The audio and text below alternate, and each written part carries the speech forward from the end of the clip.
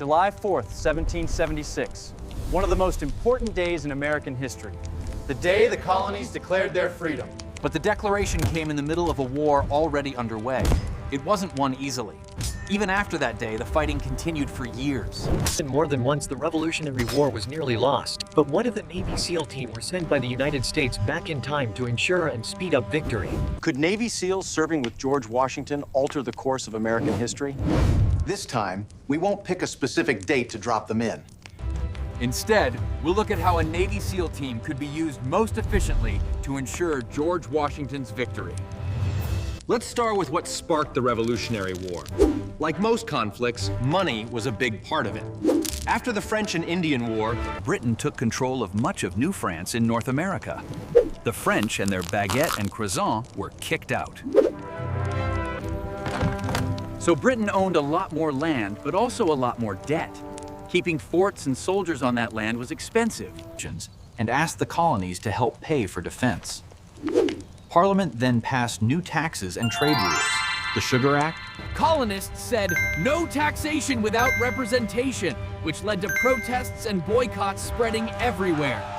When colonists dumped 342 chests of tea into Boston Harbor, worth about $1.7 million in today's dollars. Britain answered with tough new laws and more troops. Trust broke down. By April 17, Lexington and Concord, the Second Continental Congress met and put George Washington in charge of a new Continental Army.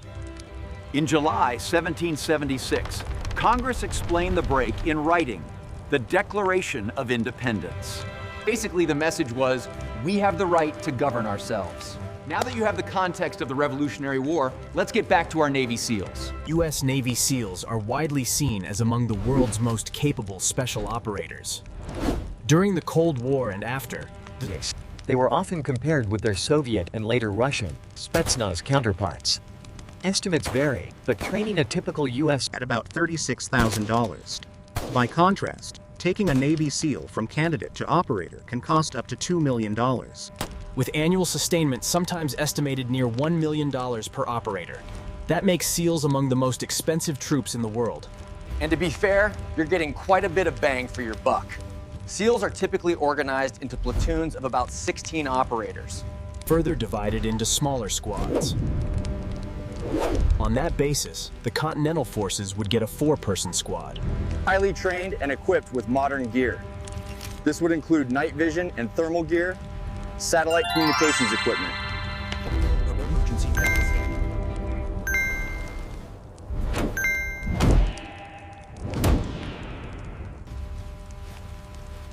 But our SEALs would still gain real value from standard long-range communications gear.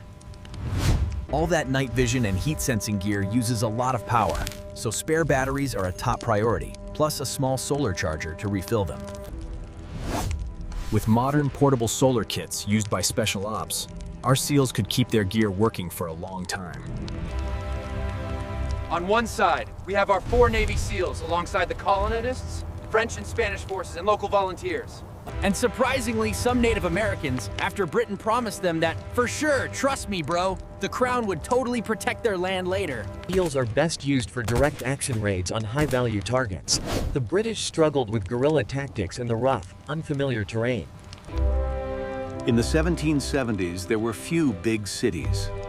Much of America was forest and field. The British were often forced to move troops through thick wilderness to reach their objectives, making it perfect terrain for our U.S. soldiers to operate in. Even 4 SEALs could hit way above their weight. With 416 carbines, one with a 40mm launcher, and MK-48 machine guns, they'd carry as much firepower as a good chunk of any British unit they meet.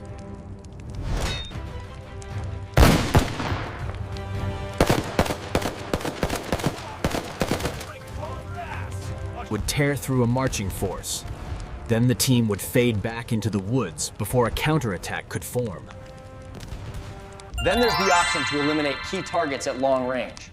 A SEAL sniper with a Macmillan TAC-338 can engage from over 1,600 meters. Then, if the US wanted to troll a little bit, they could even send an M82.50 caliber. anti-material rifle with the 4 Navy SEALs. Even if there is literally no target that requires a 50 caliber sniper rifle, Watching British officers drop with shattered chests and heads from more than a mile away would be profoundly terrifying and demoralizing to enemy troops across the line. With this sniper, they could easily eliminate high-ranking British officers, which would greatly destabilize enemy units and potentially alter the course of the war. Watching SEALs spring ambushes with machine guns and grenade launchers would be thrilling, but it still isn't the smartest way to use them. A better play is stealth. Our time-hopping team could deliver far bigger results. By avoiding firefights altogether, sneaking in, sabotaging key targets, and slipping out without ever pulling a trigger.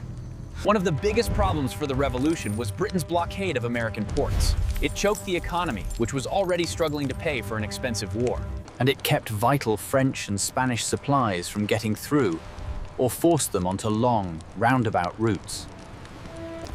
Those delays and losses often left Patriot forces short on guns, powder, and everything else they needed, leaving them poorly equipped and outnumbered by British troops. Like their animal cousins, SEALs loves water.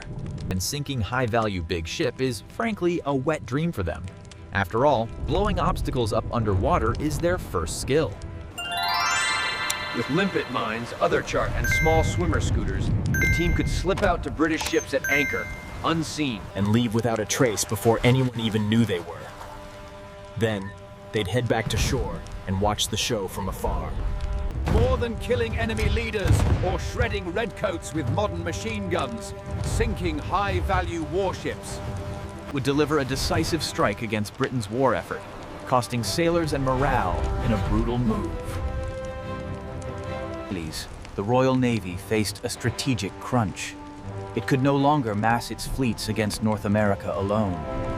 The capitulation of Lord Charles Cornwallis at Yorktown in October 1781 is widely regarded as the decisive turning point. the blow that effectively ended Britain's campaign to crush the rebellion and retain the colonies.